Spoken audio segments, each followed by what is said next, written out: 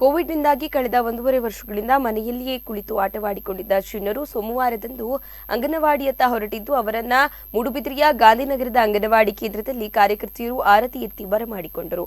ಪುರಸಭಾಧ್ಯಕ್ಷ ಪ್ರಸಾದ್ ಕುಮಾರ್ ದೀಪ ಬೆಳಗಿ ಪುಟಾಣಿಗಳಿಗೆ ಗುಲಾಬಿ ಹೂವು ನೀಡಿ ಸ್ವಾಗತಿಸಿದ್ರು. ಮಕ್ಕಳಿಗೆ ಶಾಲೆಯೇ ದೇಗುಲ, ಇಲ್ಲಿ ಮಕ್ಕಳು ಖುಷಿಯಾಗಿ ಬರಬೇಕು.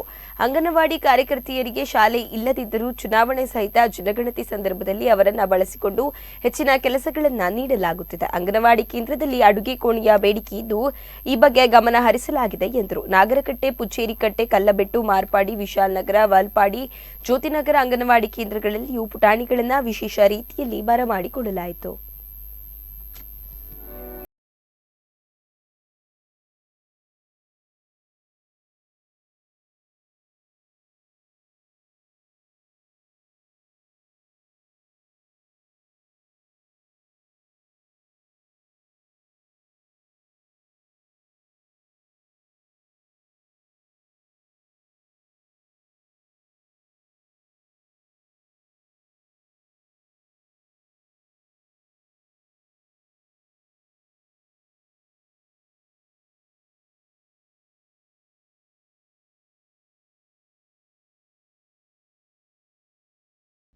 ನನ್ನ ಜೀವನದಲ್ಲಿ ಮರಿಲಿಕ್ಕಿಲ್ಲ ಅಂತೇಳಿ ಕಾಣ್ತದೆ. ಯಾಕಂತ ಹೇಳಿದ್ರೆ ಇದೊಂದು ಸಣ್ಣ ಪುಟಾಣಿ ಮಕ್ಕಳಿಗೆ ಒಂದು ಅರ್ಥಪೂರ್ಣ ಕಾರ್ಯಕ್ರಮ, ಶಾಲೆಗೆ ಬರಮಾಡಿಕೊಳ್ಳುವಂತಹ ಒಂದು ಸ್ವಾಗತ ಮಾಡುವಂತಹ ಕಾರ್ಯಕ್ರಮ ನನಗೆ ತುಂಬಾನೇ ಖುಷಿ ತಂದಿದೆ.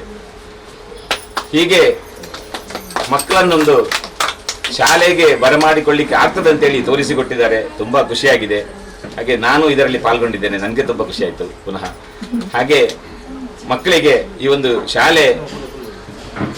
ಶಾಲೆಯ ದೇಗುಲ, ಇದರಲ್ಲಿ ಮಕ್ಕಳು ಖುಷಿಯಲ್ಲಿ ಬರಬೇಕು. ಖುಷಿಯಲ್ಲಿ ಬಂದು ಇಷ್ಟು ಸಮಯ ಹೇಳಿದ್ರು ನಮ್ಮ ಭಾರತಿ ಮೇಡಮ್ರವರು, 1.5 ವರ್ಷ ಮಕ್ಕಳಿಗೆ ಶಾಲೆ ಇರಲಿಲ್ಲ ಅಂತೇಳಿ. ಮಕ್ಕಳಿಗೆ ಮನೆಯಲ್ಲಿ ಕೂತ್ಕೊಂಡು ಬೋರು ಆಗಿತ್ತು. ಮಕ್ಕಳೆಲ್ಲ ಒಟ್ಟಿಗೆ ಸೇರಿ ಆಟೋಟಗಳು. ಎಲ್ಲ ಪೋಷಕರೇ, ನಿಮ್ಗೆಲ್ರಿಗೂ ಎಲ್ರು ಈ ಅಂಗನವಾಡಿ ಬಗ್ಗೆ ತುಂಬಾ ಹೇಳಿದ್ರು.